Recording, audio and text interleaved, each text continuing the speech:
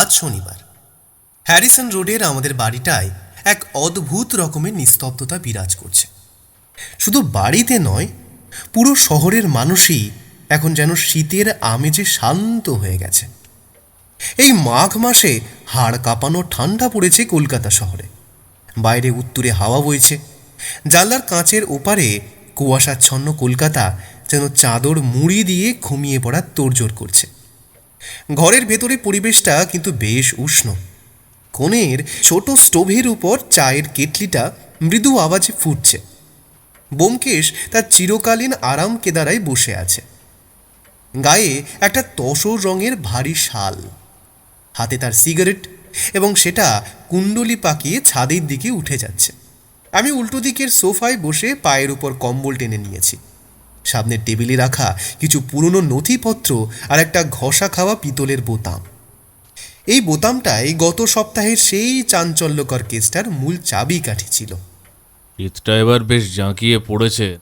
এই মাঘের সন্ধ্যায় মানুষের বুদ্ধিও যেন কুয়াশার মতো একটু ঝাপসা হয়ে আসে।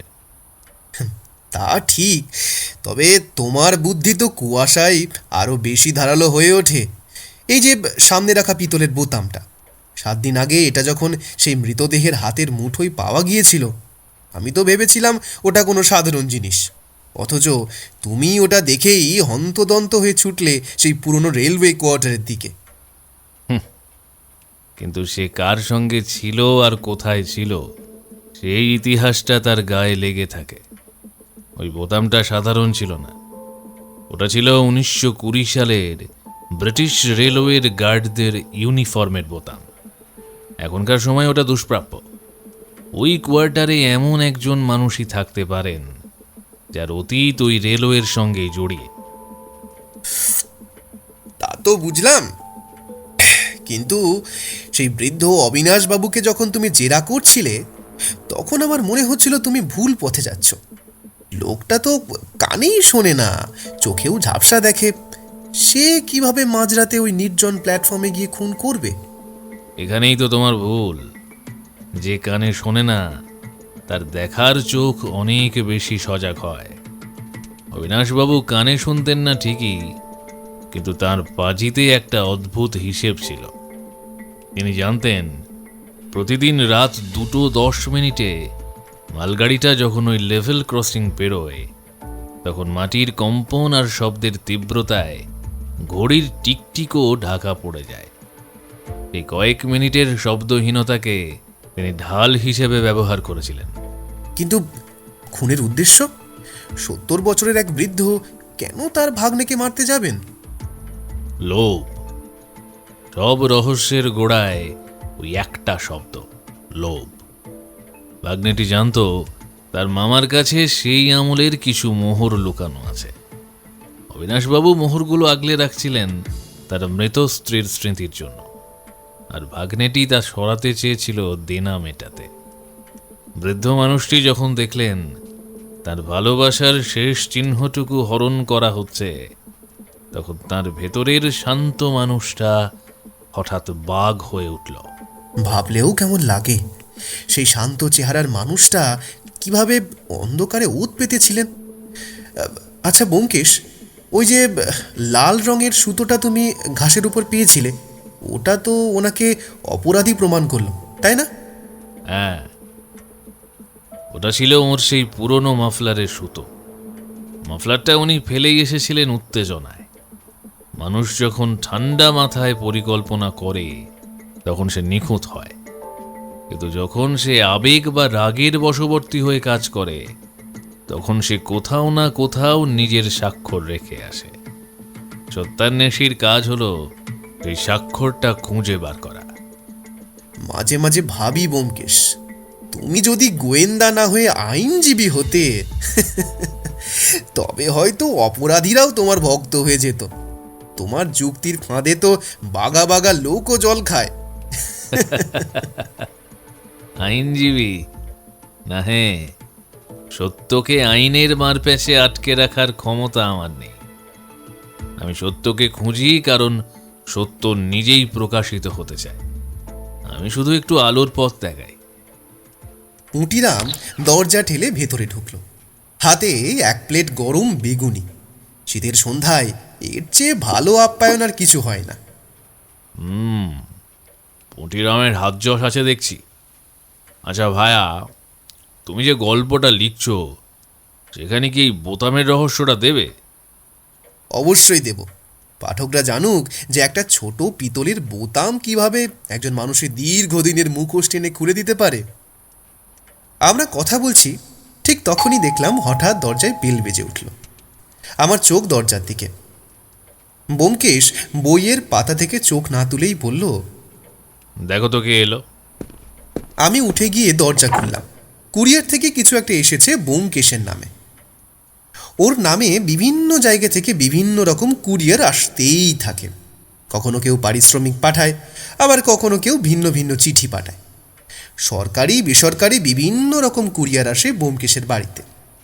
খাতায় সই করে কুরিয়ার বয়কে বিদায় করে আমি বললাম, তোমার নামে কিছু একটা পার্সেল এসেছে। পার্সেল আমার নামে? কই দাও দেখি। আমি খামটা ব্যোমকেশের হাতে দিলাম। সে সেটা খুব সাবধানতার সাথে খুলল। খুলে খাম থেকে একটা কাগজ বের করলো।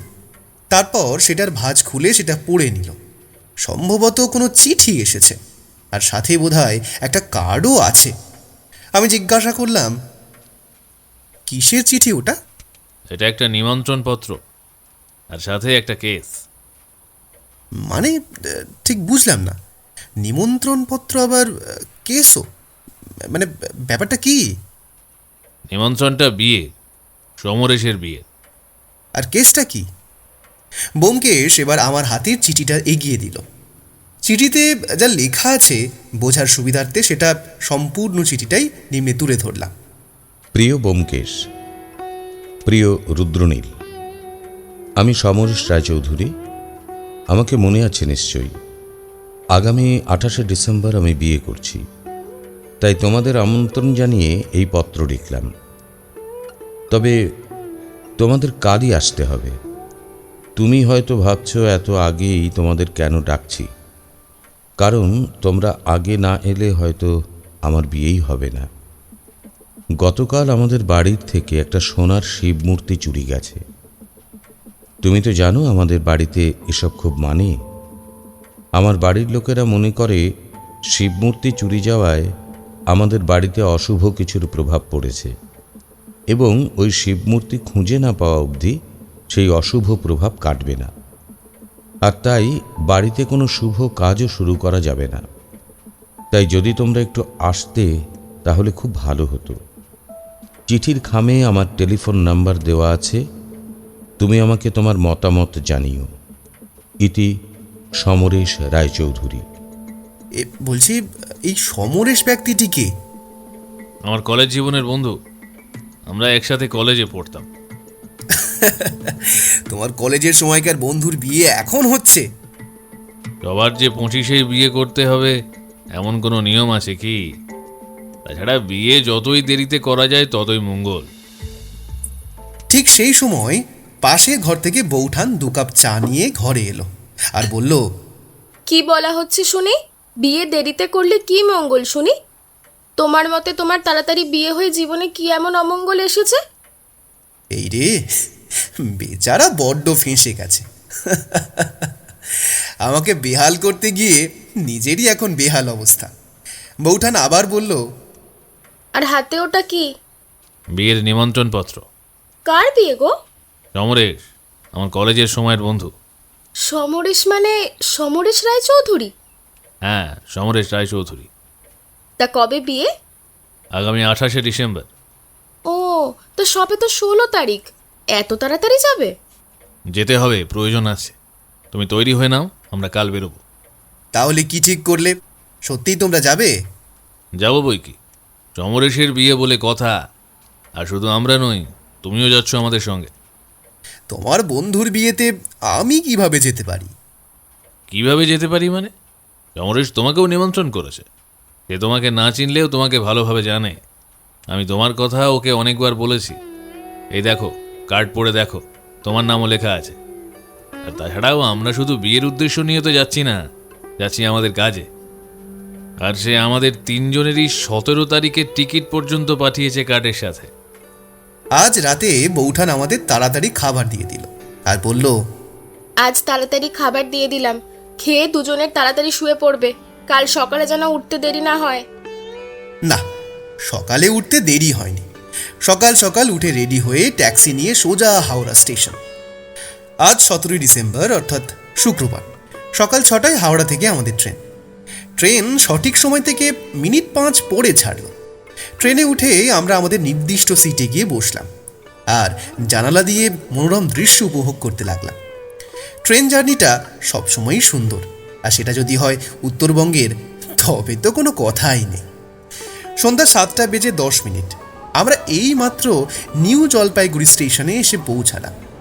আমি ব্যোমকেশকে বললাম, তুমি কি আগে কখনো এসেছো এখানে? না, আগে কখনো আসা হয়নি। তাহলে কিভাবে যাবে?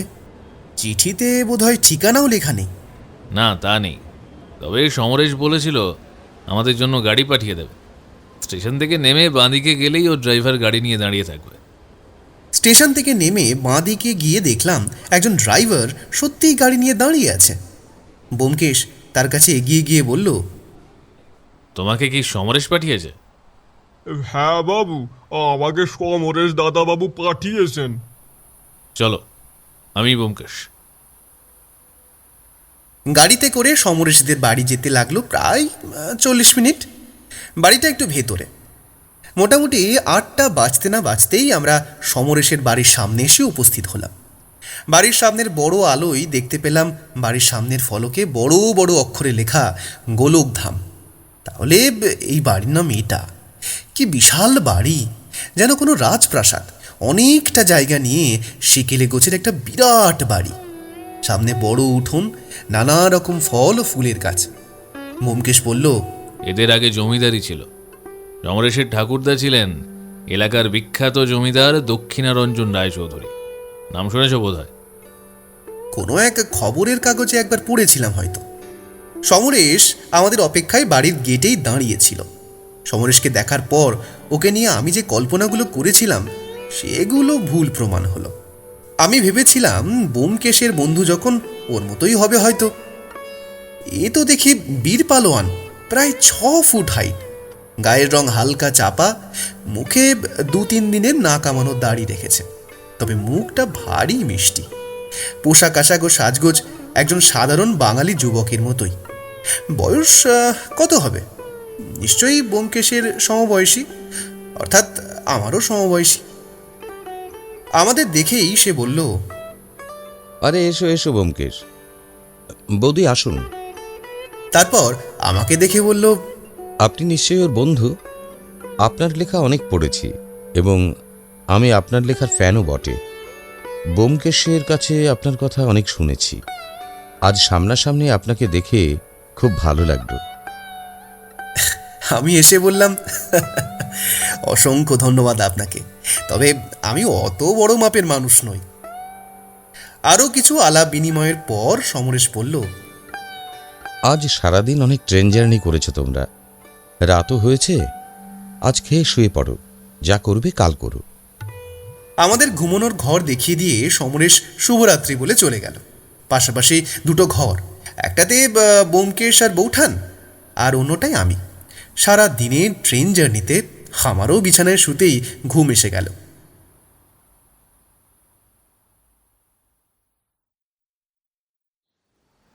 সকালে ঘুম থেকে উঠে পাশের ঘরে গিয়ে দেখি ব্যোমকেশ নেই। বৌঠান বিছানায় বসে বিছানা গুছিয়ে রাখছিল।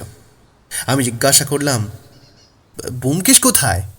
কি জানি, একটু বাইরে ঘুরে আসি তো বলে বেরোলো।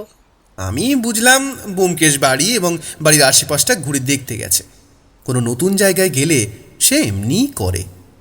বাড়ির কোথায় কি আছে, আশেপাশে কি আছে, সমস্ত কিছু সে নিজের মস্তিষ্কে ছবির মতন জমা করে নেয়। অন্য সব প্রাইভেট ডিটেকটিভদের মতো ব্যোমকেশের এই গুণটা আছে বই কি। আমিও বেরিয়ে পড়লাম একটু শীতের রোদ্দুর গায়ে লাগাতে। ঘরে ফিরে গিয়ে দেখি সে চেয়ারে বসে চা খাচ্ছে। আমি ঘরে ঢুকতেই বলল, কোথায় গেছিলে? এই একটু ভিটামিন ডি নিচ্ছিলাম।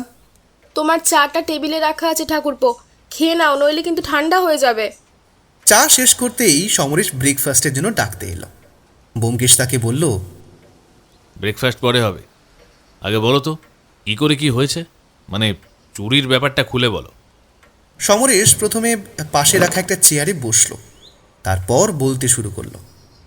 আমাদের বাড়িতে প্রায় 1 যুগ ধরে একটা সোনার শিব মূর্তি ছিল। আমাদের পরিবার ওই মূর্তিটাকে খুব শ্রদ্ধা করে। গতকাল সেই মূর্তিটাই চুরি গেছে। কখন আর কিভাবে বুঝলে যে মূর্তিটা চুরি গেছে? মূর্তিটা দোতলায় রাখা থাকে। মা প্রতিদিন একবার গিয়ে মূর্তিকে পুজো করে আসে।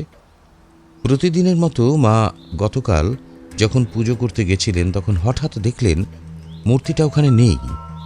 তারপর তন্ন তন্ন করে খুঁজেও কোথাও পাওয়া গেল না। মূর্তিটা কোথায় রাখা হতো? চুরি হওয়ার আগে পর্যন্ত মূর্তিটা কোথায় ছিল? এই জায়গাটা যদি একটু দেখাতে তাহলে খুব ভালো হতো। বেশ, চলো। আর মূর্তিটার কোনো ছবি আছে কি?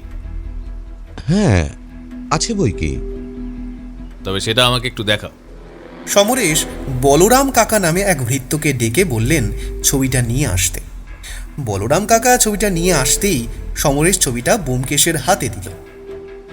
একটা মাঝারি আকারের সোনার শিব মূর্তি, গলায় একটা সাপ, সাপের মাথার মণিটা হিরে দিয়ে বানানো, হাতে একটা ত্রিশূল। ব্যোমকেশ ছবিটা ভালো করে দেখে বলল, আচ্ছা, মূর্তিটা কোথায় রাখা ছিল সেটা একটু দেখানো যাবে কি? হ্যাঁ, চলো, এদিক দিয়ে এসো। আমি ছিলাম নিচের তলায়। আমাদের ঘর থেকে বেরিয়ে বাদিকে একটু এগিয়ে গেলেই সিঁড়ি। সিঁড়ি দিয়ে উঠে ডান দিকে তৃতীয় ঘরের দরজা দিয়ে ভিতরে ঢুকলাম। এই ঘরটাতে কেউ থাকে না। বাইরে থেকে দেখলে মনে হয় এটা একটা বড় ঘর, কিন্তু ভেতরে ঢুকলে বোঝা যায় আসলে তা নয়। এই ঘরের মধ্যে আরেকটা ঘর লুকানো, যার একটাই মাত্র দরজা, যেটা এই ঘরের সাথে যুক্ত। ঘরে ঢুকে সমরেশ লাইট জ্বেলে দিল। এই ঘরে প্রাকৃতিক আলো প্রবেশ করে না, তাই দিনের বেলায়ও রাতের মতো অন্ধকার। ঘরের চারিদিকে দেওয়ালে তাক বানিয়ে বিভিন্ন জিনিস সাজানো, সেখানেই মূর্তিটা ছিল। সমরেশ আঙুল দিয়ে নির্দেশ করে দেখিয়ে দিল যে জায়গাটায় মূর্তিটা ছিল। ব্যোমকেশ মিনিট খানেক জায়গাটা দেখল, তারপর হঠাৎ তাকের উপর আঙুল দিয়ে কি যেন একটা তুলে নিল। তারপর আঙুলটা নাকের কাছে নিয়ে গন্ধ শুকলো। আমি একটু কাছে গিয়ে দেখলাম সেখানে একটু শুকনো রক্ত পড়ে আছে। তারপর কিছু এদিক ওদিক পর্যবেক্ষণ করার পর হঠাৎ মাটিতে ঝুঁকে মাটি থেকে কি যেন একটা কুড়িয়ে নিল। কাছে গিয়ে দেখলাম সেটা একটা গ্যাস লাইটার। গ্যাস লাইটারটা হাতে নিয়ে ব্যোমকেশ বলল, এটা কার? সমরেশ ভালো করে দেখেও চিনতে পারল না যে লাইটারটা কার। ব্যোমকেশ লাইটারটা পকেটে ঢুকিয়ে নিল। তারপর কিছুক্ষণ এদিক ওদিক দেখে হঠাৎ বাঁ দিকে একটা জানলার দিকে তাকিয়ে বলল, এই জানালাটা কোন ঘরের সাথে যুক্ত? ওটা তো স্টোর রুমের জানলা, ওটা বন্ধই পড়ে থাকে। ব্যোমকেশ জানলার কাছে গিয়ে একটা ধাক্কা দিতেই জানলাটা খুলে পড়ে গেল। এই জানালা দিয়ে অনায়াসেই এই ঘর থেকে ও ঘরে যাওয়া আসা করাই যায়। সম্ভবত চোর সোজা পথে না এসে স্টোর রুম হয়ে চোর এই রাস্তা দিয়েই ঢুকেছে। ব্যোমকেশ বলল, তোমরা এখানেই দাঁড়াও, আমি এক্ষুনি আসছি। এই বলে জানলার পথ দিয়ে স্টোর রুমে প্রবেশ করল। 2-3 মিনিট এদিক ওদিক ঘুরে দেখার পর বেরিয়ে এসে বলল, চলো, এখানের কাজ শেষ। সেই মুহূর্তে হঠাৎ মনে হলো আমাদের ঘরের দরজার সামনে দিয়ে কেউ দৌড়ে চলে গেল। আমরা তৎক্ষণাৎ বাইরে এসে দেখার চেষ্টা করলাম, কিন্তু কাউকেই পেলাম না। আচ্ছা সমরেশ, তোমার বাড়ির সবার সঙ্গে একটু কথা বলতে চাই। সমরেশ আমাদের সাথে বাড়ির সবার পরিচয় করিয়ে দিল। ইনি আমার ঠাকুরদা দক্ষিণারঞ্জন রায়চৌধুরী, আর উনি আমার বাবা বিশ্বনাথ রায়চৌধুরী, আর ইনি আমার মা। উনি ছোট কাকা শরৎ রায়চৌধুরী, আর উনি আমার কাকিমা রূপা রায়চৌধুরী। ইনি আমার দাদা রাজশেখর রায়চৌধুরী, আর এ আমার বৌদি মালিনী রায়চৌধুরী, আর এরা আমার ভাই বোন অভি আর অনিশা। ওরা দুজন মেজো কাকার ছেলে মেয়ে। আর ঠাকুরদা, মা, বাবা, ছোটকা, ইনি হচ্ছেন আমার বন্ধু ব্যোমকেশ, আর উনি ওনার স্ত্রী, আর উনি হচ্ছেন বিখ্যাত লেখক। পুরুষদের সঙ্গে হাত মিলিয়ে এবং মহিলাদের নমস্কার জানিয়ে পরিচিত হওয়ার পালা শেষ করে ব্যোমকেশ পকেট থেকে সেই কুড়িয়ে পাওয়া লাইটারটা বের করে বলল, এই লাইটারটা কেউ চেনেন? কেউ বলতে পারবেন এটা কার? বাড়ির সবাই একবার করে দেখেও চিনতে পারল না। ঠিক তখনই পাশে দাঁড়িয়ে থাকা এক ব্যক্তি কাছে এসে বলল, কই দেখি বাবু। আপনি?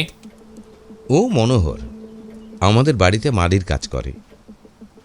মনোহরের বয়স খুব বেশি না, 40 থেকে 42 হবে। ব্যোমকেশ লাইটারটা মনোহরের হাতে দিল। মনোহর ভালো করে দেখে বলল, আরে এটা তো বলরামদার লাইটার।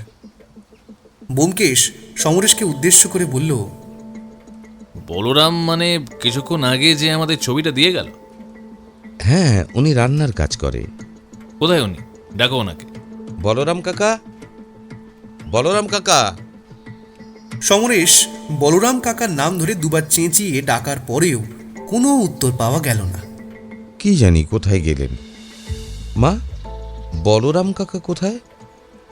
এখন তো বোধহয় রান্নাঘরে আছে। এমন সময় একটা কোলাহলের শব্দ ভেসে এলো। আমি ব্যোমকেশের দিকে তাকালাম। ব্যোমকেশের দৃষ্টিও আমার দিকে। কেউ কাউকে কিছু না বলেই কোলাহল লক্ষ্য করে দ্রুত গতিতে এগিয়ে গেলাম। আজ সকালেই ব্যোমকেশ পুরো বাড়িটা দেখে নিয়েছে। রান্নাঘর কোন দিকে সেটা ব্যোমকেশকে চিনিয়ে দিতে হলো না। ব্যোমকেশ দ্রুত গতিতে সেদিকে এগিয়ে গেল, আর পেছনে আমরা। রান্নাঘরের সামনে এসে দেখি সেখানে অনেক লোকের ভিড় জমেছে। সমরেশদের বাড়ির রান্নার লোক বলরাম কাকা খুন হয়েছেন। ব্যোমকেশ সামনে দাঁড়াতেই সমরেশ দৌড়ে এসে বলল, কদিন পরেই আমার বিয়ে, আর একের পর এক এমন একটা অশুভ ঘটনা ঘটে চলেছে। তুমি কিছু করো ব্যোমকেশ। চিন্তা করো না সমরেশ, আমি যখন এখানে উপস্থিত আছি তখন তোমার হারিয়ে যাওয়া মূর্তি আমি খুঁজে দেব, আর ওই খুনের কেনারাও করে দেব। রান্নাঘরে ঢুকতে এই যে দৃশ্য দেখলাম তা দেখে আমাদের চোখ ছানা ভরা। রান্নাঘরের সমস্ত জিনিস ছড়ানো ছিটানো। একটা কাচের গ্লাস ভেঙে পড়ে আছে। বলরাম কাকার নিথর দেহ মাটিতে পড়ে আছে। গলার নলি কাটা, বেশ কিছুটা রক্ত ঝরে পড়েছে। ব্যোমকেশ কাছে গিয়ে পরীক্ষা করে দেখল বলরাম কাকার শরীরের আর প্রাণ নেই। ব্যোমকেশ বলরাম কাকার ডান হাতটা উঁচু করে ধরে তার একটা বিশেষ আঙুল বেশ কিছুক্ষণ ধরে দেখল। তারপর আশেপাশে এদিক ওদিকে সমস্ত জিনিসপত্র ভালো করে দেখে নিল। তারপর উঠে এসে সমরেশকে উদ্দেশ্য করে বলল, পুলিশকে খবর দাও সমরেশ। পুলিশ না আসা অবধি কেউ লাশের গায়ে হাত দেবে না। অবাক কাণ্ড হলো, পুলিশের গাড়ি করে যিনি এলেন তিনি আমাদের অত্যন্ত চেনা ব্যক্তি, ইন্সপেক্টর বিভূতি চ্যাটার্জি। আগে কলকাতাতেই ছিলেন, তারপর কবে জলপাইগুড়ি ট্রান্সফার হয়েছেন তা জানি না। ব্যোমকেশকে দেখেই এগিয়ে এসে বলল, আরে ব্যোমকেশবাবু, আপনি এখানে? এত দূর জলপাইগুড়িতে? ব্যোমকেশ ইন্সপেক্টর বিভূতিবাবুকে সমস্ত ঘটনা খুলে বলল। তারপর বলল, আমারটা তো শুনলেন, তা আপনি জলপাইগুড়িতে কবে থেকে? এই তো মাস 6 হলো এখানে ট্রান্সফার হয়েছি। তা আপনি যখন আছেন তখন তো আর কোনো চিন্তাই নেই। সমরেশবাবু, আপনার কেস তো উনিই সলভ করে দেবেন। আচ্ছা ব্যোমকেশবাবু, আমরা এখন লাশ নিয়ে যাচ্ছি। যে কোনো রকম প্রয়োজনে আমাকে বলবেন কিন্তু, ঠিক আছে? আমরা বাইরে বেরিয়ে এলাম। বাইরে তখনও সবাই দাঁড়িয়েছিল। আমি জানি ব্যোমকেশ এবার কি করবে। ও এবার সবার সাথে কথা বলার নামে সবার পা থেকে মাথা পর্যন্ত খুঁটিয়ে খুঁটিয়ে দেখবে। যদিও তারা কেউ সেটা বুঝতে পারবে না, তবে আমি এতদিনের সাথে থেকে ওর ভাবভঙ্গি অনেকটাই বুঝতে পারি। ব্যোমকেশ বলল, আপনাদের মধ্যে কে প্রথমে বুঝতে পারলো যে বলরাম কাকার খুন হয়েছে? সমরেশের মেজ কাকিমা বলল, আমি একটু আগে রান্নাঘরে এসেছিলাম খোঁজ নিতে যে রান্না কত দূর হলো। এসে দেখি বলরাম মাটিতে পড়ে আছে। আমি কাছে গিয়ে 2-3 বার ডাকতেও যখন সাড়া দিল না, তখন আমিই সবাইকে ডাকলাম। আচ্ছা সমরেশ, তোমাদের বাড়ির কাজের লোক কজন আছেন? 4 জন। রামু কাকা বাজার করা ও ঘরের অন্যান্য জিনিস দেখাশোনার কাজ করে। ময়নামাসি আর বলরাম কাকা রান্না করেন। মনোহর মালির কাজ করেন। আর ঘর পরিষ্কার করা, কাপড় কাচার জন্য অনিতা মাসি রোজ আসেন, কাজ করেন আবার চলে যান। যদিও বলরাম কাকা এখন আর নেই। বলরাম কাকা তোমাদের বাড়িতে কতদিন ছিলেন? তা আজ প্রায় বছর 10। বেশ, আমার একটু ভাবতে সময় লাগবে। দুপুর গড়িয়ে সন্ধ্যা হয়েছে। ব্যোমকেশ ওই খুনের ঘটনার পর থেকেই অন্যমনস্ক হয়ে আছে। সারা দিন চেয়ারে বসে কি যেন ভাবছে। আমরাও তাকে বিরক্ত করিনি, কারণ আমরা জানি সে এখন গভীর চিন্তায় মগ্ন। তবে শেষমেশ তাকে আর না জিজ্ঞেস করেও পারলাম না। বললাম, তুমি কি কিছু কিনারা পেলে? কে খুন করলো, আর এই খুন হলোই বা কেন? ব্যোমকেশ কিছুক্ষণ চুপ থেকে বলল, এটা বুঝতে গেলে যে আরও কিছু সময়ের প্রয়োজন হবে। তবে চুরির সঙ্গে যে খুনের একটা সম্পর্ক আছে তা বেশ বোঝাই যায়। কেমন? প্রথমে সমরেশ আমাদের চিঠি পাঠিয়ে জানায় তার বাড়ি থেকে একটি সোনার মূর্তি চুরি গেছে। মূর্তিটা থাকে বাড়ির দোতলার এমন একটা ঘরে যেখানে বাইরের কোনো চোর সহজে ঢুকতে পারবে না। তার মানে এটাই দাঁড়ায় যে চুরি বাড়ির কেউই করেছে। বাড়ির কেউ করলে কে করবে? এটাই ভেবে ভেবে যখন মাথা খারাপ হয়ে যাচ্ছে, তখনই একটা উজ্জ্বল আলোর সন্ধান পেলাম। তুমি হয়তো লক্ষ্য করেছ, মূর্তিটার মাথার উপর একটি ত্রিশূল আছে, আর ত্রিশূলটা বেশ তীক্ষ্ণ। আর তোমার মনে আছে মূর্তিটা যে কাঠের তাকের উপর রাখা ছিল, তারপরে একটু শুকনো রক্ত পড়েছিল? হ্যাঁ, তুমি যখন আঙুল দিয়ে দেখছিলে তখন দেখেছি। এবার কথা হলো, ওখানে রক্ত আসবে কি করে? রক্ত ওখানে আসার কারণ কি? তুমি তো লক্ষ্য করেছো ওই ঘরটা খুব অন্ধকার। দিনের বেলাতে ওই ঘরে ঢুকলে আলো জ্বালতে হয়, নইলে কিছুই দেখা যায় না। তবে রাতের বেলাটা কতটা অন্ধকার হবে ভেবে দেখেছ? খুব সম্ভবত যে চুরি করতে গেছে, অসাবধানতায় মূর্তিটা নেওয়ার সময় তার হাত ওই ত্রিশূলের তীক্ষ্ণ ফলায় লেগে গেছে, আর তখনই তার হাত থেকে কিছুটা রক্ত ওই কাঠের তাকের উপর পড়েছে। ব্যোমকেশ কয়েক সেকেন্ড থামলো, তারপর আবার বলল, এবার খুব সহজেই কেস সলভ করা যায়। বাড়ির মধ্যে যার হাতে কাটা দাগ আছে, এটা চেক করলেই খুব সহজে বোঝা যায় যে চোর কে। তাছাড়া একটা লাইটারও পাওয়া গেছে, যেটা চুরি করার সময় অসাবধানতাবশত অন্ধকারে পড়ে গেছে। যেটাই কেস সলভ করার জন্য আরো সহজ হয়ে যায়। পরে জানতে পারা গেল লাইটারটা বলরাম কাকা। আমি ওনার হাত পরীক্ষা করে দেখলাম ওনার হাতে কাটা দাগও আছে। তাই খুব সহজেই মেনে নেওয়া যায় যে চুরি বলরাম কাকাই করেছিল। কিন্তু এইবার প্রশ্ন ওঠে, বলরাম কাকাই যদি আসল চোর হয়, তাহলে বলরাম কাকাকে কে খুন করলো? কেনই বা করলো? তার মানে কেউ বা কারা হয়তো বলরাম কাকাকে দিয়ে চুরিটা করিয়েছিল। শেষমেশ যখন দেখলো বলরাম ধরা পড়ে গেলে সেও ধরা পড়ে যাবে, তখন বলরাম কাকাকে রাস্তা থেকে সরিয়ে দিল। ঠিক এইখান থেকে শুরু হয় একটা নতুন কেসের। কিন্তু কে করলো? কেনই বা করলো? কি উদ্দেশ্যে করলো? এমন কে আছে এই বাড়িতে যে মূর্তি চুরি করতে পারে? এই প্রশ্নগুলো এখনো থেকে যায়। লম্বা বক্তব্য শেষ করে ব্যোমকেশ কিছুক্ষণ চুপ করে রইল, আর তারপরে বলল, আজ ঘুমাও, আমার মস্তিষ্কটাকে একটু বিশ্রাম দেওয়া প্রয়োজন। কাল কথা হবে।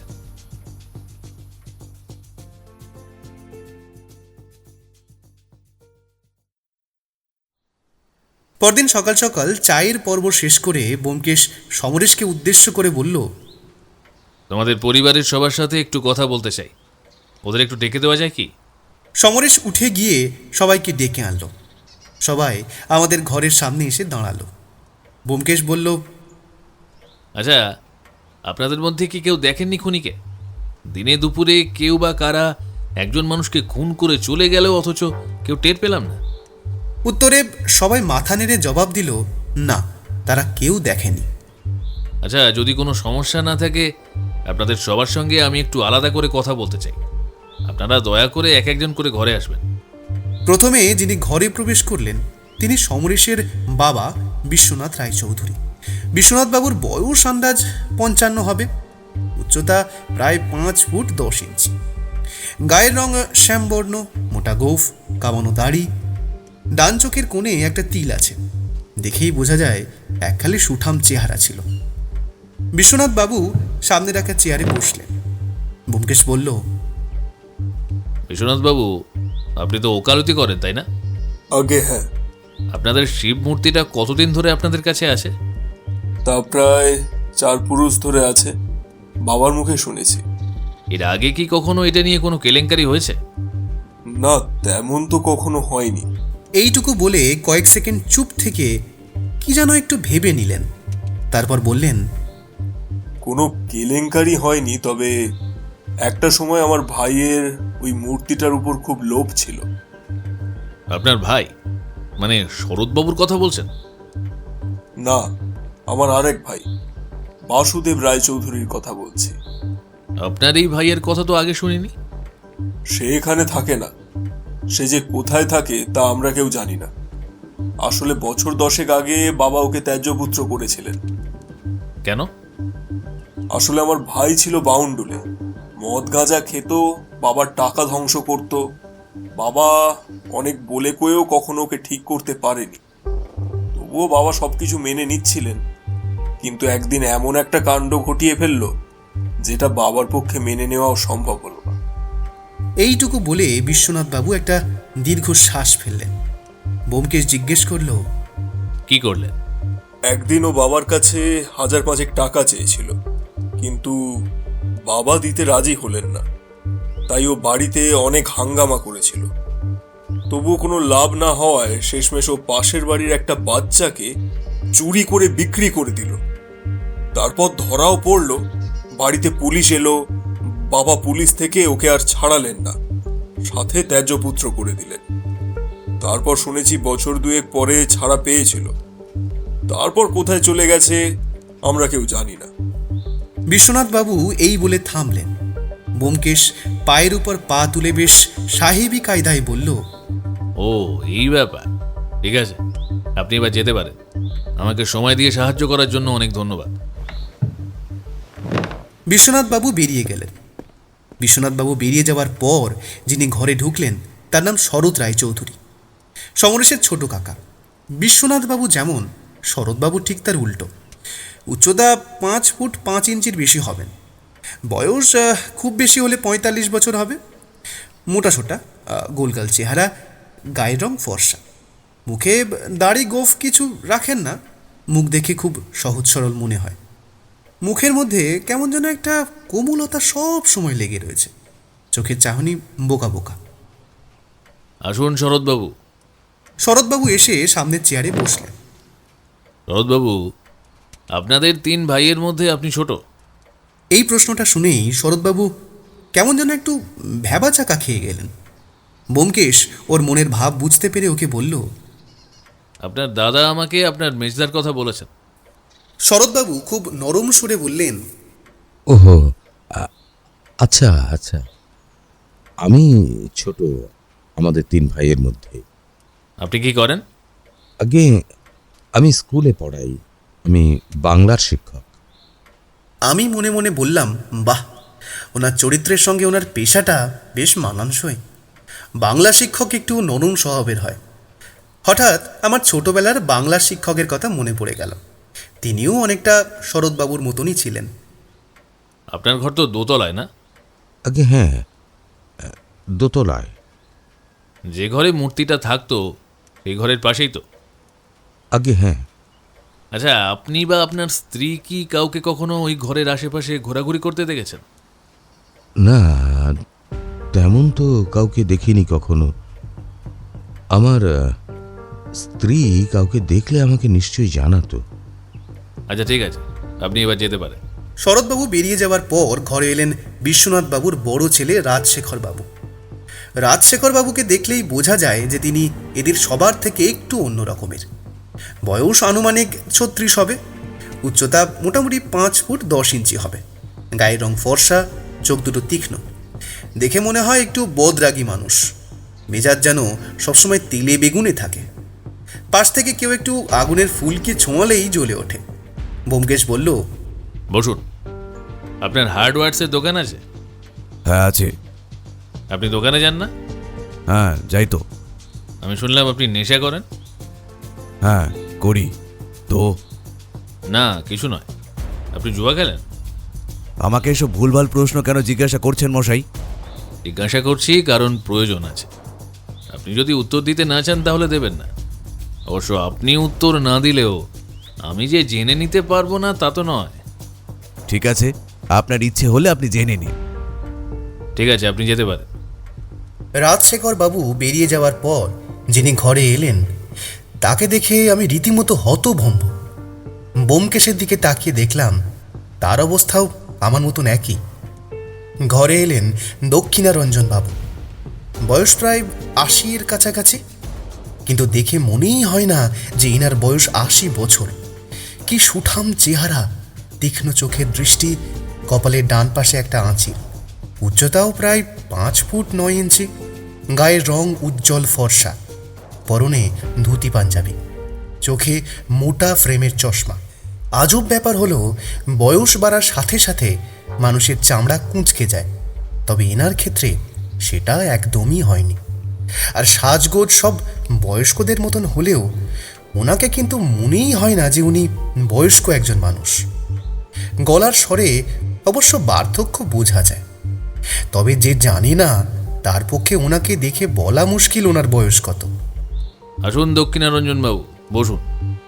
আপনাকে কয়েকটা প্রশ্ন করতে চাই, করতে পারি কি? দক্ষিণারঞ্জন বাবু একটু গলা পরিষ্কার করে নিয়ে বললেন, করুন। আগে বলুন, আপনার এই সুন্দর স্বাস্থ্যের রহস্যটা কি? ভুলভাল জিনিস না খেলে আর প্রকৃতির কিছু নিয়ম মেনে চললেই এই রকম শরীর ধরে রাখা যায়। পরের প্রশ্ন। আপনার মেজ ছেলে মানে বাসুদেব রায় চৌধুরীকে তো আপনি ত্যায্যপুত্র করেছিলেন, তারপরে কি তার সঙ্গে আপনার কখনো দেখা হয়েছে? না, হয়নি। আর ওই অপদার্থটার সঙ্গে আমি কোনোদিন দেখা করতে চাইও না। ও যে কাজ করেছে তার ক্ষমা আমি কখনো করব না। আচ্ছা ঠিক আছে, ধন্যবাদ আমাকে সময় দেওয়ার জন্য। তারপর আরও দু একজনকে দু একটা প্রশ্ন করল ব্যোমকেশ। তারপর সমরেশকে উদ্দেশ্য করে বলল, সমরেশ, এবার তুমি আমার সঙ্গে একটু ঘরে এসো, তোমার সঙ্গে আমার একটু পার্সোনাল কথা আছে। সমরেশ আমাদের সঙ্গে আমি বর্তমানে যে ঘরে থাকছি সেই ঘরে এলো। ব্যোমকেশ বলল, আচ্ছা সমরেশ, তোমার কি কাউকে সন্দেহ হয়? না, তেমন তো কাউকে দেখি না। তবে তবে আমার দাদা মানে রাজশেখর রায়চৌধুরী একটু ছন্ন ছাড়া ধরনের মানুষ। ঠিকমতো কাজবাজ করে না, সঠিক পথে জীবনযাপন করে না, এলাকার মাস্তানদের সঙ্গে ঘোরাঘুরি করে, কিছুটা ওই আমার মেজো কাকার মতো। সেটা আমি জানি, খোঁজ নিয়ে বের করেছি। কিন্তু উনি যদি কিছু না করেন তাহলে ওনার চলে কি করে? ওই যে একটা হার্ডওয়ার্স আছে, তার থেকে যা কিছু হয় আর বাবা দেয়। আচ্ছা তুমি তো আমাকে বলোনি যে তোমার আরও একজন কাকা আছে। ও, তুমি বাসুদেব কাকার কথা বলছো? হ্যাঁ। আমার আসলে একদম খেয়াল ছিল না। আসলে তিনি তো অনেকদিন এ বাড়িতে নেই, তাই ওনার কথা মনেই ছিল না। ওনার ব্যাপারে আর কিছু জানো কি? মানে উনি এখন কোথায় আছেন? না, সেটা আমরা কেউই জানি না। আসলে ওনার সঙ্গে আমাদের যোগাযোগ একেবারেই নেই। উনি এই বাড়ি থেকে চলে যাওয়ার পর আর কখনো কি কোথাও তোমাদের সঙ্গে ওনার দেখা হয়েছে? না, কোথাও কোনোদিন আর দেখা হয়নি। একবার শুনেছিলাম সে মুম্বাই চলে গেছে, তারপর আর কখনো কিছু শুনিও নি তার ব্যাপারে। ব্যোমকেশ নিজের মনে বিড়বিড় করে বলল, স্ট্রেঞ্জ, কোনোদিন ফিরে এসে সম্পত্তির ভাগ চাইল না। যাই হোক, তুমি জানো মূর্তিচোরকে আমি পেয়ে গেছিলাম। কে সে? এ এখন মৃত। বলরাম কাকা?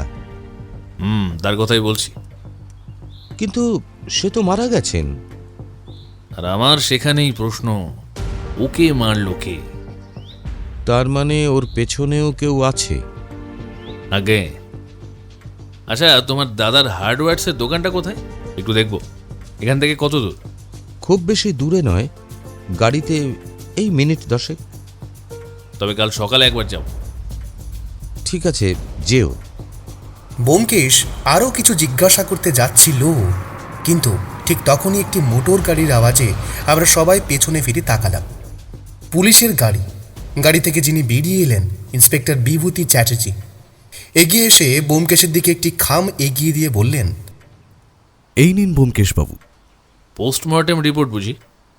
হ্যাঁ, একদমই তাই, পড়ে দেখুন না। ব্যোমকেশ খাম থেকে কাগজটা বের করে সযত্নে চিঠির ভাঁজ খুলল। তারপর চিঠিটা পড়ে নিল। আমি জিজ্ঞাসা করলাম, কি এসেছে রিপোর্টে? তার উত্তরে ব্যোমকেশ কোনো কথা না বলে পোস্টমর্টেম রিপোর্টের কাগজটা আমার হাতে এগিয়ে দিয়ে বলল, পড়ে দেখো। রিপোর্টটা পড়ে যা বুঝলাম তা হলো বলরামের মৃত্যু হয়েছে বিষ প্রয়োগে। শরীরে ধারালো অস্ত্রের আঘাত আছে ঠিকই, তবে ছুরি দিয়ে আঘাত করা হয়েছে মৃত্যু হয়ে যাওয়ার পরে। আজ সারাদিন ব্যোমকেশ শুধু ভেবে ভেবে কাটিয়েছে। খাওয়া দাওয়া স্নান বাদ দিয়ে যেটুকু সময় পেয়েছে সেটুকু কাজে লাগিয়েই মগজাস্ত্র ঝালিয়ে নিয়েছে। দু একবার ওর সাথে কথা বলে দেখেছি, কিন্তু আর হ্যাঁ না ছাড়া অন্য কোনো উত্তর পাইনি। এদিকে সারাদিন আমার মাথায় ঘুরে চলেছে যে মৃত্যু যদি বিষ প্রয়োগে হয় তাহলে শরীরে ছুরির আঘাত কেন? আর বিষ প্রয়োগে যদি মৃত্যু হয়েও থাকে তাহলে বিষ গেল কিসের সাথে? মনে পড়ে গেল ওখানে পাশে একটা কাঁচের গ্লাস রাখা ছিল। তাহলে কি জলের সাথে খেলো নাকি অন্য কিছুর সাথে? এসব ভাবতে ভাবতে আমিও যেন ভাবনার দুনিয়ায় হারিয়ে গেলাম। হুঁশ ফিরল ব্যোমকেশের ডাকে। কি ভাবছো এত? বলি, বাবার কাজটা তো আমার, নাকি তুমিও সত্যান্বেষী হবে ভাবছো? আমি বললাম, না না, পাগল নাকি? অত বুদ্ধি আমার নেই। তুমি কিছু বলো না বলেই তো আমাকে ভাবতে হয়। বলো, কি বললে তুমি খুশি হবে? বেশি কিছু না, শুধু কয়েকটা ব্যাপার একটু জট পাকি আছে, সেগুলো খুলে দিলেই হবে। বলো দেখে, কিসের জট? খুনি যখন বলরামকে বিষ খাইয়েই মেরেছে, তাহলে আবার ছুরি দিয়ে আঘাত করতে গেল কেন? উনি হয়তো ভেবেছিল যে বিষ প্রয়োগ করার পরেও বলরামের মৃত্যু হয়নি। এদিকে সে না মরলে তো আমার হাতে ধরা পড়ে যাবে, আর বলরাম যদি আমার হাতে ধরা পড়ে যায় তাহলে আসল চোর তো এমনিই ধরা পড়ে যেত। তাই ছুরি দিয়ে আঘাত করে আর কোনো সন্দেহই রাখেনি। কিন্তু তাকে বিষ দেওয়া হলো কিসের সাথে? মানে কিসের সাথে সে বিষ খেলো? বিষ যে খেয়েছে বা পান করেছে এমন তো নাও হতে পারে। বলো কি, মৃত্যু হয়েছে বিষ প্রয়োগে অথচ সে বিষ খায়নি? হতেও পারে, আবার নাও হতে পারে। মানে? বলরামের হাতের কাটা জায়গাটা লক্ষ্য করেছিলে? হ্যাঁ, হাতের আঙুলে বেশ খানিকটা কেটে গিয়েছিল। উনি যদি এমন কোথাও বিষ লাগিয়ে রাখে যেখানে বলরামের মাঝে মাঝেই হাত দিতে হয়, তাহলে ওই ক্ষতস্থান থেকে বিষ শরীরে প্রবেশ করা কি খুব অস্বাভাবিক? সত্যিই তো, এটা তো ভেবেই দেখিনি। যেসব জায়গায় বলরামের মাঝে মাঝেই হাত দিতে হয় এমন কোনো জায়গায় বিষ লাগিয়ে রাখলে ওই ক্ষতস্থান দিয়ে অতি সহজেই তার শরীরে বিষ প্রবেশ করবে। তাহলে এবার কি করা যায়? কাল আবার একবার বিভূতিবাবুর সাথে কথা বলতে হবে, জানতে হবে রিপোর্ট কি বলছে। শরীরে বিষ কিভাবে প্রয়োগ করা হয়েছে, পান করে নাকি অন্য কোনো উপায়? উত্তরে আমিও কিছু একটা বলতে যাচ্ছিলাম, ঠিক সেই সময় ঘরে বউঠানের প্রবেশ। ঘরে ঢুকে টেবিলের পাশে রাখা চেয়ারটা নিয়ে ব্যোমকেশের সামনে বসে বলল, তোমাদের দুজনের সাথে যে আমিও এখানে এসেছি, তোমরা দুজন কি সে কথা একেবারে বেমালুম ভুলে গেছো? তারপর কিছুক্ষণ থেমে হয়তো ব্যোমকেশের উত্তরের আশা করছিল, কিন্তু ব্যোমকেশ কিছু বলছে না দেখে সে আবার বলতে শুরু করলো, শুধু কাজ আর কাজ, বিয়ে বাড়িতে ঘুরতে এসেও কাজ। এখানে তো আসার আগে আমাকে বলনি যে এখানেও কাজ করতে এসেছো, তাহলে আমি আসতুম না। হ্যাঁ, সেটা তোমাকে বলিনি ঠিকই, তবে তোমার জন্য আমার কাছে একটা উপহার আছে। এই বলে পকেট থেকে একটা সোনার আংটি বের করলো সে। দেখলাম হঠাৎ বউঠানের মুখে একটু হাসি ফুটে উঠল। উপহারের নাম শুনলে মেয়েদের সব রাগ ভেঙে যায়। বউঠানও দেখলাম তার বিপরীত নয়। এক মুহূর্তে সব রাগ অভিযোগ যেন কোথায় হারিয়ে গেল, আর সে বলল, হুমা, এটা আমার জন্য? আমি বললাম, এটা সেই আংটিটা না যেটা কদিন আগে কলকাতার লক্ষ্মী জুয়েলার্স থেকে কিনেছিলে? হ্যাঁ, ওটাই। তাহলে এতদিন দাওনি কেন? এতদিন যে দেওয়ার জন্য সঠিক সময় আসেনি, আমি সঠিক সময়ের অপেক্ষা করছিলাম। উত্তরে বৌঠান ধ্যাৎ, তুমিও না। বলে আনন্দে চলে গেল। আমি বললাম, অনেক আনন্দের মধ্যে রয়েছে, তাই তো বোধহয় তোমার কথার মার পেঁচটা বুঝতে পারলো না। যখন বুঝতে পারবে তখন তোমার কপালে কিন্তু কষ্ট আছে ভায়া।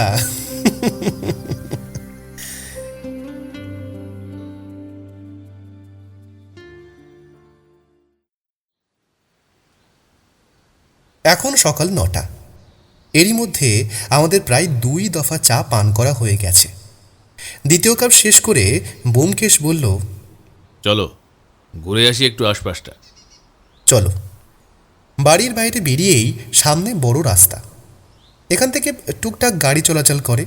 একটা রিক্সাকে হাত দিয়ে দাঁড় করিয়ে ব্যোমকেশ জিজ্ঞাসা করল, থানায় নিয়ে যেতে পারবে? হ্যাঁ, পারবো। দুজনের রিক্সায় বসলাম। রিক্সা করে থানায় যেতে লাগলো পাক্কা 29 মিনিট। থানার সামনে একটা পান বিড়ির দোকান। ব্যোমকেশ পকেট থেকে কিছু টাকা বের করে দিয়ে বলল, তুমি ওই দোকান থেকে 1 প্যাকেট সিগারেট নাও, আমি ততক্ষণে কথা বলে আসছি। আমি দোকান থেকে সিগারেট নিয়ে পাশে একটা গাছতলায় বসে তার থেকে একটা সিগারেট বের করে ধরালাম। যতক্ষণ ব্যোমকেশ না আসে ততক্ষণ সময়টা তো কাটুক। সিগারেটের 2 টান দিয়ে সামনের দিকে তাকিয়েছি, এমন সময় মনে হলো ঠিক আমার সামনের রাস্তা দিয়ে আমার চেনা কোনো এক ব্যক্তি হেঁটে গেল। যদিও সেটা আমি প্রথমেই বুঝতে না পেরে কয়েক সেকেন্ড পর অনুভব করি। তারপর তড়ি ঘড়ি করে উঠে গিয়ে তাকে খুঁজতে গিয়ে দেখলাম সে আর নেই। কে হতে পারে? এমন চেনা চেনা লাগছে কেন? রাজশেখরবাবু? এরই মধ্যে ব্যোমকেশ থানা থেকে বেরিয়ে এলো। আমি হাত দেখিয়ে বুঝিয়ে দিলাম যে আমি এখানে আছি। আমরা উঠে আবার রওনা দিলাম। ব্যোমকেশ আবারও হাত দেখিয়ে রিক্সা ডাকলো। রিক্সায় বসেই আমি ব্যোমকেশকে এক্ষুনি এখানে রাজশেখরবাবুকে দেখার ঘটনাটা বললাম। ব্যোমকেশ বলল সেও নাকি লক্ষ্য করেছে। গোলকধাম পৌঁছানোর কিছুক্ষণ আগেই ব্যোমকেশ রিক্সাওয়ালাকে বলল, এইখানেই থামো। এইখানেই নামবে? হ্যাঁ চলো, এইটুকু রাস্তায় হেঁটে যাও। হেঁটে কিছুক্ষণ আসার পরে আমরা একটা বাড়ির সামনে এসে দাঁড়ালাম। ব্যোমকেশ কলিং বেল বাজালো। আমি একটু দূরে দাঁড়িয়েছিলাম, তাই ব্যোমকেশ বাড়িওয়ালার সঙ্গে কি কথা বলল তা আমি শুনতে পেলাম না। আমি জিজ্ঞাসা করাতে বলল পরে বলবে, তাই তখন আর কিছু জিজ্ঞাসা করলাম না। আজ সারাদিনে ব্যোমকেশ কারোর সাথেই তেমন কথা বলেনি। আমি দেখেছি কেস যখন জটিল হয়ে যায় বা ধীরে ধীরে যখন অন্ধকার থেকে আলোর পথের দিকে যায়, তখন ব্যোমকেশ 2-1 দিনের জন্য এরকম বাকরুদ্ধ হয়ে যায়। সারাদিন একটা নোটবুক আর পেন নিয়ে কি যেন লিখতে থাকে। কিছুক্ষণ লেখে, আবার কিছুক্ষণ ঘরের মধ্যেই পায়চারি করে, তারপর আবার কি যেন লেখে। এরকম করেই কাটিয়ে দেয় ঘন্টার পর ঘন্টা। আমি অবশ্য একবার নোটবুকটা পড়ার চেষ্টা করেছিলাম, কিন্তু নোটবুকের লেখা দেখে বুঝলাম এ লেখা পড়ার সাধ্য আমার নেই। কোন অক্ষরে কি লিখেছে তাই উদ্ধার করতে পারি না। সে যাই হোক, ব্যোমকেশকে দেখে মনে হচ্ছে কিচ্ছু একটা বুঝতে পেরেছে, আর খুব তাড়াতাড়ি এই কেসটা সমাধান করে দেবে। রাত তখন 11:30। নানা রকম চিন্তায় আমার ঘুম আসছিল না। অনেক চেষ্টা করেও কোনোভাবে ঘুমোতে পারছিলাম না। বিছানায় বেশ কিছুক্ষণ এপাশ ওপাশ করেও যখন দেখলাম ঘুম বাবাজি আসার নামই নিচ্ছে না, তখন আর কি করার, একটা শাল জড়িয়ে বাইরে বেরিয়ে গেলাম ডিসেম্বরের ঠান্ডা উপভোগ করতে। উত্তরবঙ্গে দক্ষিণবঙ্গের থেকে শীত অপেক্ষাকৃত বেশি পড়ে, তাই শীতকালের রাতে এই বাড়ির উঠোনে আগুন জ্বালানো থাকে। আমি হেঁটে সেই আগুনের সামনেই দাঁড়ালাম। চারিদিকে অন্ধকার, সমস্ত বাড়ি নিস্তব্ধ। আমি ছাড়া বোধহয় বাড়ির আর কোনো মানুষ জেগে নেই। বাড়ির সামনের বড় আলোটা নিভে গেছে। আমার বরফের মতন জমে যাওয়া হাত দুটো বের করে সবে মাত্র আগুনের ওপর ধরেছি, এমন সময় লক্ষ্য করলাম বাড়ির 3 তলার একটা ঘরে হঠাৎ বাতি জ্বলে উঠল। প্রায় কয়েক মিনিট জ্বলে থাকার পরে আবার নিভে গেল। সমরেশের কাছ থেকে শুনেছিলাম 3 তলায় কেউ থাকে না, পুরো বাড়ি ঘুমন্ত। তাহলে 3 তলায় বাতি জ্বালালো কে? কি উদ্দেশ্যেই বা জ্বালালো? কিসের রহস্য আছে 3 তলায়? প্রায় আরও 10 মিনিট মতন অপেক্ষা করলাম, কিন্তু না, আর আলো জ্বলল না। তারপর আবার আমার ঘরের দিকে চলে এলাম। ঘরে ফিরে আর বিছানায় গেলাম না। এমনিতেই আজ ঘুম আসছিল না, আর তার উপর আবার এমন একটা ঘটনা ঘটে যাওয়ার পর ঘুম যে আর আসবে না তা বেশ বুঝতে পারছি। তাই একটা চেয়ার টেনে নিয়ে বসে বসে ভাবতে লাগলাম একটু আগে ঘটে যাওয়া ঘটনাগুলো। এই বাড়িতে কিছু তো একটা হচ্ছে, কি হচ্ছে, কেন হচ্ছে তা জানা নেই, কিন্তু কিছু একটা যে খারাপ হচ্ছে তা বেশ বুঝতে পারা যাচ্ছে। এই ঘটনা যত শীঘ্র সম্ভব ব্যোমকেশকে জানাতে হবে, হয়তো তার তদন্তের কাজে অনেকটা উপকার হবে। এসব ভাবছি এমন সময় কেউ আমার ঘরের দরজার সামনে এসে খুব ধীরে ধীরে দরজায় টোকা মারতে লাগলো। আমার চোখ সোজা দরজার দিকে, বুকের মধ্যে ধুকপুক করতে শুরু করেছে। আমি মনে মনে ভাবতে লাগলাম, এত রাতে কে হতে পারে, আর এইভাবে টোকাই বা মারছে কেন? নানা রকম জিনিস ভাবতে লাগলাম। এরই মধ্যে ধীরে ধীরে আরো দুটো টোকা পড়ল। তাহলে কি ওরা আমায় দেখে নিয়েছে? এসব ভাবতেই বুকের ধুকপুকানি আরও বেড়ে গেল।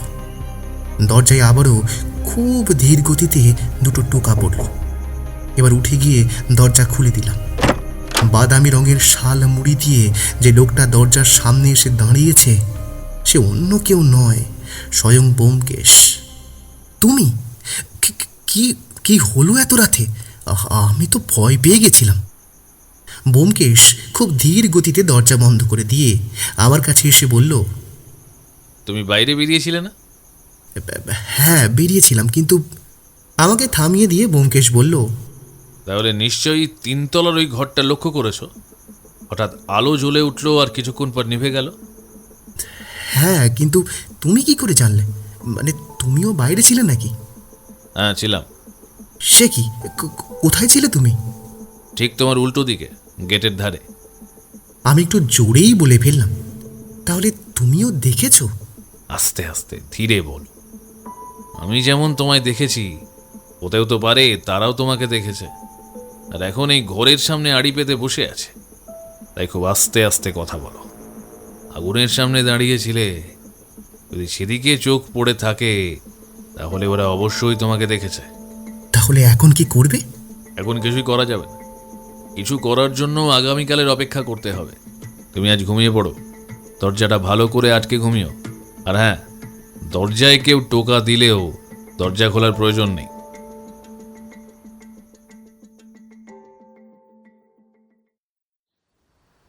সকালের চা খেতে বসে দেখলাম চায়ে ব্যোমকেশের মন নেই। চাটা কোনো রকম শেষ করে ব্যোমকেশ বলল, চলো, বেরোতে হবে। কিন্তু যাবে কোথায়? তুমি এসো, তারপর বলছি। আবারও সেই একই রাস্তা দিয়ে উঠে ব্যোমকেশ একটা রিক্সা দাঁড় করালো। এইবার তো বলো কোথায় যাচ্ছি? থানায় যাচ্ছি, বিভূতিবাবুর সঙ্গে একটু দরকার আছে। থানার সামনে গিয়ে আমাকে আবার সেই গাছতলায় বসিয়ে ব্যোমকেশ থানার ভিতরে চলে গেল। ফিরে এলো প্রায় 10 মিনিট পরে। হাতে একটা কালো ব্যাগ নিয়ে এলো। আমি জিজ্ঞাসা করলাম, ওটা কি? ব্যোমকেশ কোনো উত্তর না দিয়ে ব্যাগটা আমার হাতে দিয়ে বলল, নিজেই খুলে দেখো।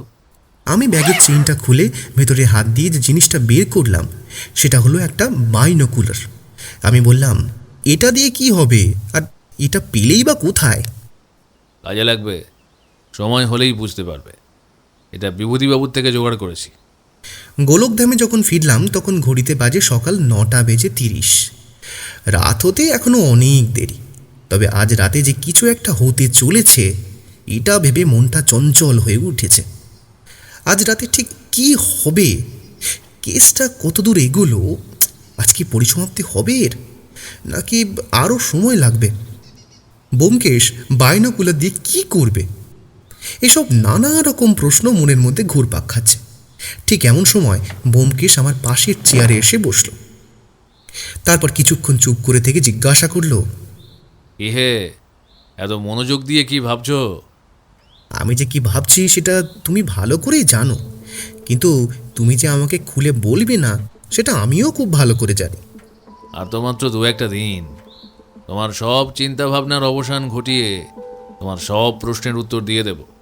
দুপুরের খাবার শেষ করে আমি একটা রবীন্দ্রনাথের কবিতার বই খুলে বসেছি। পাশের চেয়ারে বসে ব্যোমকেশ দাবার বোর্ডের উপর দাবার ঘুঁটিগুলো অদ্ভুতভাবে সাজাচ্ছে আর আবার ভেঙেও দিচ্ছে।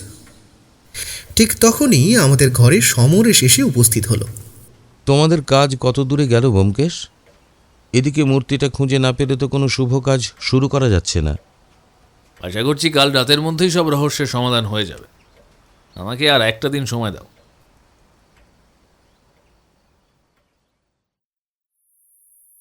হাত ঘড়িতে রাত 10:30। ব্যোমকেশ বলল, চলো এবার বেরোতে হবে, সাথে বাইনোকুলারটা নিও কিন্তু। বাড়ির সবাই প্রায় ঘুমিয়ে আছে, তবে আমাদের খুব সাবধানে বের হতে হবে। কেউ দেখে ফেললে চলবে না, সমস্ত পরিকল্পনা ভেস্তে যাবে। তাই আমরা অত্যন্ত ধীর গতিতে ধীরে ধীরে বাড়ির বাইরে এসে দাঁড়ালাম। এবার কোথায় যেতে হবে? আমাকে অনুসরণ করে এসো। কিছু দূর হেঁটে আমরা সেই বাড়িটার সামনে গিয়ে দাঁড়ালাম, যেটাতে ব্যোমকেশ আর আমি গতকাল এসেছিলাম। দরজায় দুটো টোকা দিতেই যে দরজা খুলে দিল, তাকে দেখে আমি রীতিমতো অবাক। সমরেশ এই বাড়িতে? আমি জিজ্ঞাসা করলাম। এটা ওর এক বন্ধুর বাড়ি। এই বাড়ির ছাদ থেকে সমরেশদের বাড়ির 3 তলার ওই ঘরটা খুব ভালোভাবে দেখা যায়। এই বাড়িটাও 3 তলা। আমরা সিঁড়ি দিয়ে উপরে উঠে গেলাম। তাদের পূর্ব দিকে দাঁড়ালে ঠিক সোজাসুজি ওই ঘরটার জানলা দেখা যায়। আমি, ব্যোমকেশ আর সমরেশ সেখানেই ঘাপটি মেরে পড়ে রইলাম। এখন শুধু অপেক্ষা করার পালা, কখন ওই রুমে লাইট জ্বলবে। ব্যোমকেশ বাইনোকুলার হাতে নিয়ে তৈরি আছে। প্রায় 30 মিনিট কেটে গেল, কিছুই হচ্ছে না। কেউ লাইট জ্বালাচ্ছে না। এমন করে আরও প্রায় 40 মিনিট কেটে গেছে, কিন্তু কোথাও কিচ্ছু হচ্ছে না। ওরা কি তাহলে বুঝে গেল কিছু? না পেরে যখন হাল ছেড়ে দিতে যাব, ঠিক তখনই ওই ঘরের লাইট জ্বলে উঠল। ব্যোমকেশ তাড়াতাড়ি বাইনোকুলার চোখে দিল। আমি জিজ্ঞাসা করলাম, কি হচ্ছে ওখানে? কে ওখানে? ব্যোমকেশ তার আর কোনো উত্তর না দিয়ে বাইনোকুলারটা আমার হাতে দিয়ে দিল। আমি বাইনোকুলার চোখে লাগিয়ে দেখলাম, ঘরের মধ্যে একজন মানুষ দাঁড়িয়ে আছে আমাদের দিকে পিছন করে। গায়ে একটা কালো শাল জড়ানো, হাতে একটা পিস্তল। পিস্তলের ওঠানামা দিকে বোঝা যায় যে লোকটা বিপরীত দিকে থাকা কোনো ব্যক্তিকে শাসাচ্ছে। তারপর কয়েক সেকেন্ড পর হঠাৎ ঘরের লাইট আবার বন্ধ হয়ে গেল। আমি বললাম, কিন্তু বুঝতে পারা গেল না তো যে মানুষটি কে। যেটুকু বোঝা গেছে যথেষ্ট বোঝা গেছে, এর চেয়ে বেশি প্রয়োজন নেই।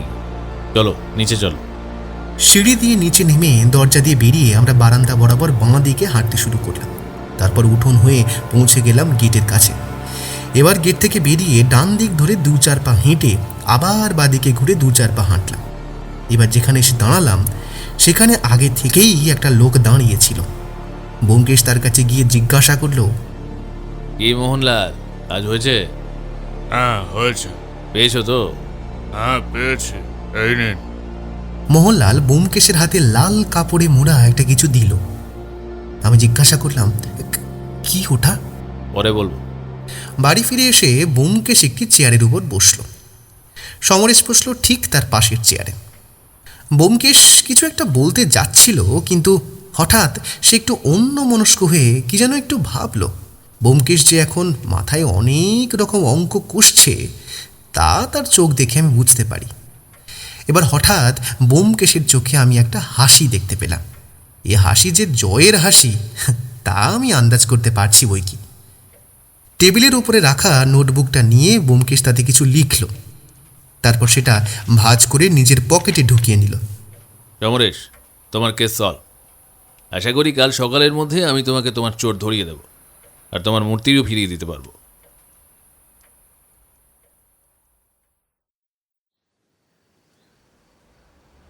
পরদিন সকালে ব্যোমকেশ সবাইকে ডেকে বলল, আপনারা চিন্তা করবেন না, আমি কালকের মধ্যে আপনাদের মূর্তি আপনাদের হাতে দিয়ে দেব।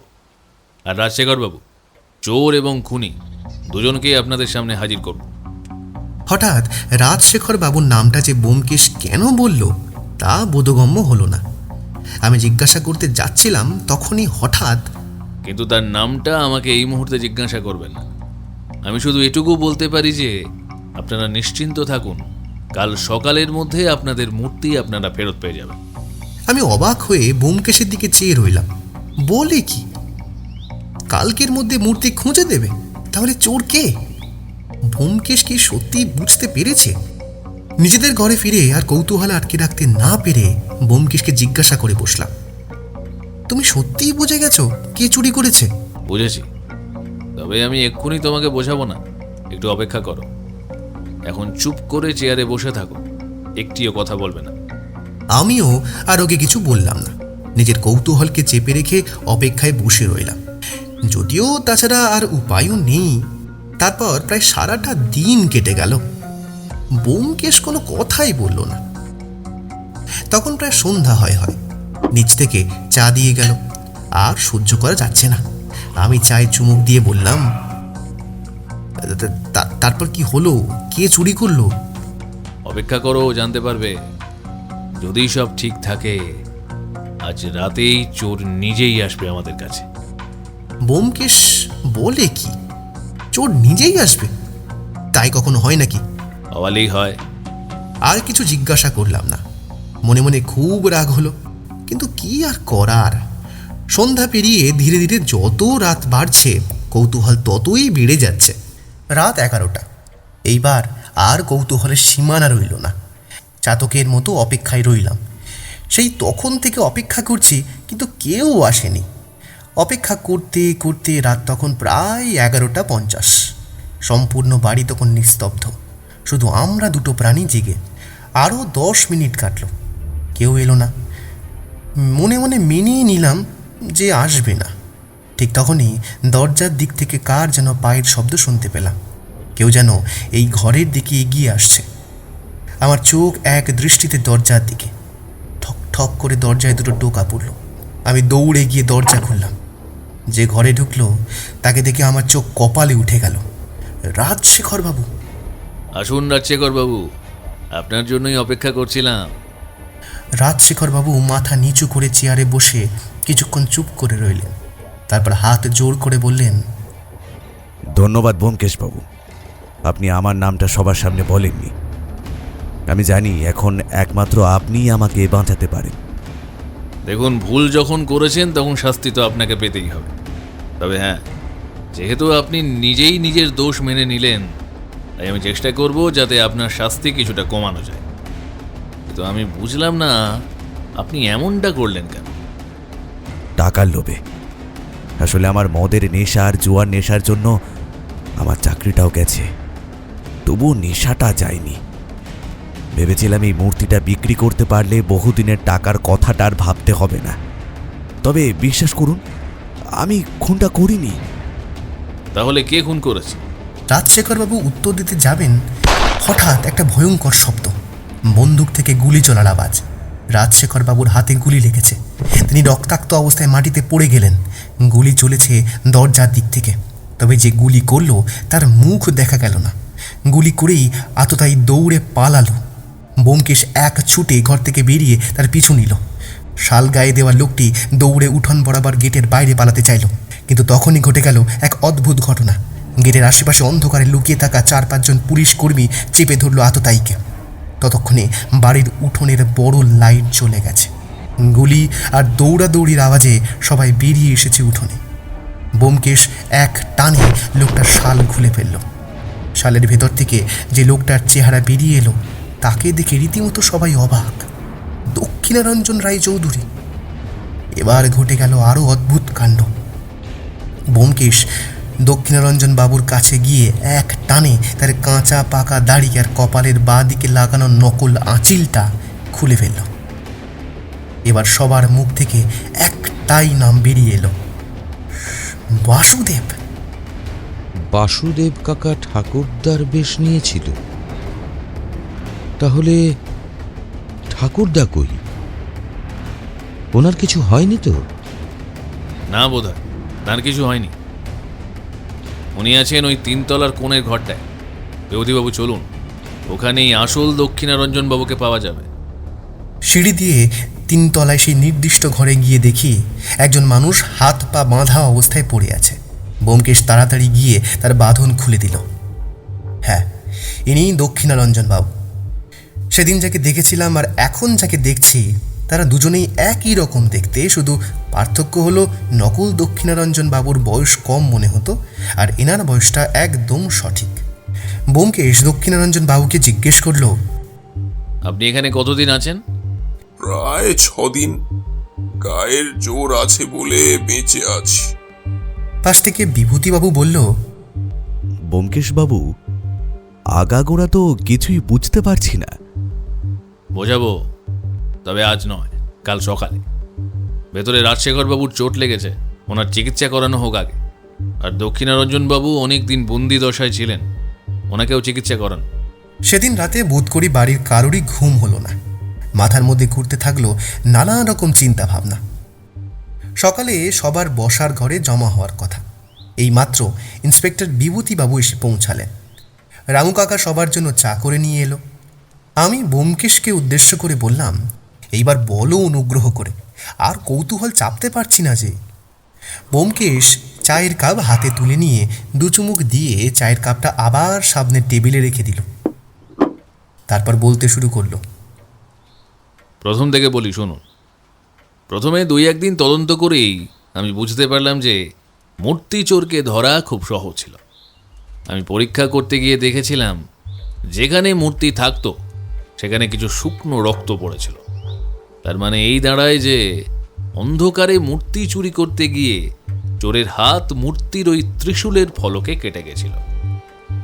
আর ওই ঘরেই গ্যাস লাইটার পড়ে থাকাতে আমার কাজ আরো অনেক সহজ হয়ে গেছিল। স্বাভাবিকভাবেই এটা যার গ্যাস লাইটার আর যার হাতে কাটা দাগ আছে চোর সেই। কিন্তু যখনই আমি ধরে ফেললাম যে চোর হচ্ছে আপনাদের ভৃত্য বলরাম, ঠিক তখনই সে খুন হলো। আর শুরু হলো একটা নতুন কেসের। এবার প্রশ্ন, বলরামই যদি চোর হয় তাহলে বলরামকে খুন করলো কে? তাহলে নিশ্চয়ই আরো কেউ জড়িত ছিল এই চুরিতে, যে চাইছিল না বলরাম ধরা পড়ুক। কারণ বলরাম ধরা পড়লে সেও ধরা পড়ে যেত, তাই বলরামকে সরিয়েই দিল। তখনও আমার কাছে সবকিছু অন্ধকার। তবে আমি আলোর দিশা তখন পেলাম যখন আমি দক্ষিণারঞ্জন বাবুকে দেখলাম। একজন বৃদ্ধ মানুষের শরীর এত সুঠাম কি করে হয়, আপনার বিষয়। তারপর আমার সন্দেহ আরো বেশি বেড়ে গেল যখন আমি আপনাদের বাড়ির স্টোর রুমে একটা পুরনো ফটো অ্যালবাম পেলাম। সেটা খুলে দেখতেই আমি খেয়াল করলাম বাসুদেব রায়চৌধুরী মানে দক্ষিণারঞ্জন বাবুর মেজ ছেলে দেখতে অনেকটা দক্ষিণারঞ্জন বাবুর মতনই। দেখে মনে হয় যেন দক্ষিণারঞ্জন বাবুরই যৌবনকাল। এই পর্যন্ত বলে একটু থেমে ব্যোমকেশ সমরেশকে উদ্দেশ্য করে বলল, সমরেশ, তুমি যদি আমাকে আগেই বলতে যে তোমার কাকা বাসুদেব দেখতে অনেকটা তোমার ঠাকুরদার মতো, তাহলে কেসটা অনেক আগেই সলভ হয়ে যেত। যাই হোক, বাকিটা শোনো। ব্যোমকেশ আবার বলতে শুরু করলো, এসব নানা রকম চিন্তা আমার মাথায় ঘুরপাক খাচ্ছিল। ঠিক তখনই আমি একদিন খেয়াল করলাম রাতে সবাই ঘুমিয়ে যাওয়ার পর 3 তলার একটা ঘরে কিছুক্ষণের জন্য আলো জ্বলে আর একটু পর আবার নিভে যায়। ব্যাপারটা বেশ সন্দেহজনক লাগলো। ঠিক করলাম এই আলো জ্বলা ও নেভার রহস্য ভেদ করতে হবে। এই পরিকল্পনা অনুযায়ী পাশের বাড়ির ছাদ থেকে বাইনোকুলার দিয়ে দেখলাম ওই ঘরে কেউ একজন হাতে বন্দুক নিয়ে সামনে বসে থাকা এক ব্যক্তিকে শাসাচ্ছে। বন্দুকধারী ব্যক্তিটি আমাদের দিকে পিছন করেছিল, তাই তার মুখ না দেখতে পারলেও হাতটা ঠিক দেখতে পারলাম। লক্ষ্য করলাম তার হাতে 6টা আঙুল, আর হাতে 6টা আঙুল তো রাজশেখর বাবুরই আছে। তখনই আমার প্রায় 80% কেস সলভ হয়ে গেছিল। ব্যাস, তারপর রাজশেখর বাবুকে একটা চিঠি দিলাম, আর তারপর সে নিজেই নিজের দোষ স্বীকার করল। এই পর্যন্ত বলে ব্যোমকেশ আবার একটু থামলো, তারপর আবার বলতে শুরু করলো, ঠিক তখনই বাসুদেব বাবুর মনে আবার ভয় হলো। রাজশেখর যদি আমার সামনে তার নাম বলে দেয় তাহলে তার সকল পরিকল্পনা বৃথা হয়ে যাবে। টাকা তো পাবেই না, উল্টে জেলে যাবে। আর সেই ভয়েই এবার সে একটা ভুল করে বসলো, আমার পাতা ফাঁদে পা দিল। আমি আগে থেকেই জানতাম এমন কিছু একটা ঘটনা ঘটবে। পরিকল্পনা মাফিক আমি পুলিশের লোকদের আগেই বলে রেখেছিলাম। আমি যেমনটা ভেবেছিলাম উনি ঠিক তেমনটাই ঘটালেন, আর পুলিশের হাতে ধরা পড়ে গেলেন। এই পর্যন্ত বলে ব্যোমকেশ থামল। তারপর রাজশেখর বাবুর দিকে তাকিয়ে বলল, বাকিটা আপনি বলুন রাজশেখর বাবু। রাজশেখর বাবু কিছুক্ষণ কোনো উত্তর দিলেন না। তারপর বললেন, কিছুদিন আগে বাসুদেব কাকার সঙ্গে আমার বাজারে দেখা হয়। আমাদের দুজনেরই অনেক টাকার দরকার ছিল, তাই দুজনে মিলে প্ল্যান করি যেভাবে হোক এই বাড়ি থেকে টাকা সরাতে হবে। বাসুদেব কাকা আমার সাহায্য নিয়েই এই বাড়িতে ঢোকে। তারপর একদিন সুযোগ বুঝে ঠাকুরদাকে 3 তলায় বন্দি করে নিজে ঠাকুরদা সেজে বসে থাকে। দুজনকে যেহেতু দেখতে একই রকম আর গলার আওয়াজটাও অনেকটা একই রকম, তাই বাড়ির অন্য কেউ বুঝতেই পারে না। তারপর সুযোগ বুঝে একদিন আমরা বলরামকে দিয়ে মূর্তিটা চুরি করাই। এইটুকু বলে রাজশেখর বাবু একটু থামলেন। তারপর আবার বললেন, তারপরে আপনি এলেন আর 2 দিনের মধ্যেই বলরামকে ধরে ফেললেন। আমরা ভয় পেলাম, যদি আপনি বলরামকে জিজ্ঞাসাবাদ করেন তাহলে তো আমরা ধরা পড়ে যাব। আপনারা যখন তদন্ত শুরু করলেন তখনই আমরা বুঝে গেছিলাম যে আপনি হয়তো বলরামকে শীঘ্রই ধরে ফেলবেন। তাই বাসুদেব কাকা ঠিক করলো বলরামকে মেরে ফেলবে। আমি অনেক মানা করলাম, কিন্তু তিনি আমার কোনো কথাই শুনলেন না। বেশ কিসে মিশিয়েছিলেন? বলরামের হাতটা কেটে যাওয়ার পর বাসুদেব কাকা ওকে একটা মলম এনে দিয়েছিল ওই কাটা জায়গাটায় লাগানোর জন্য। তাতেই বিষ মেশানো ছিল। বলরাম একটু একটু করে মরছিল। যখন বাসুদেব কাকা দেখলেন আপনি বলরামকে ধরে ফেলেছেন, তখন গলার নলি কাটা ছাড়া আর কোনো উপায় ছিল না। যদিও বলরাম ততক্ষণে অচেতন হয়েছিল, তবুও বাসুদেব কাকা ওর নলি কেটে দিলেন যাতে আর কোনো সন্দেহই না থাকে। আর প্রতিদিন রাতে 3 তলার ঘরে লাইট কেন জ্বলতো? ঠাকুরদার কাছে আমরা টাকা দাবি করতাম। ওনাকে শাসি আর মৃত্যুর ভয় দেখিয়ে ওনার সব সম্পত্তি লিখে নিতে চেয়েছিলাম। তাই সবাই ঘুমিয়ে গেলে আমরা ওখানে যেতাম। কিন্তু বিশ্বাস করুন, খুনের সঙ্গে আমি জড়িত নই। অপরাধী যতই চালাক হোক না, কিছু না কিছু ভুল সে করবে। আর আপনারাও ভুল করেছেন। আপনারা হয়তো টাকার লোভে ভুলেই গেছিলেন এ বাড়িতে একজন সত্যান্বেষী আছে। তবুও আপনি যেহেতু খুনের সঙ্গে জড়িত নন আর আপনি তদন্তের কাজে আমাদের সাহায্য করেছেন, হয়তো আপনার শাস্তি কিছু কমতেও পারে। এবার ব্যোমকেশ উঠে গিয়ে টেবিলের ড্রয়ার থেকে লাল কাপড়ে মোড়ানো একটা জিনিস বের করে নিয়ে এসে সমরেশকে উদ্দেশ্য করে বলল, এই নাও সমরেশ, তোমার মূর্তি। ও হ্যাঁ, এই মূর্তির কথাটা তো বলাই হয়নি। রাজশেখর বাবু, মূর্তিটা কোথায় রেখেছিলেন? থানার সামনে ওই বটগাছের কুঠুরিতে বুঝি? রাজশেখর বাবু উপর থেকে নিচে মাথা নেড়ে সম্মতি জানালেন। তোমার মনে আছে থানার সামনে তুমি রাজশেখর বাবুকে দেখেছিলে? এবার বুঝতে পারছো তো কেন দেখেছিলে?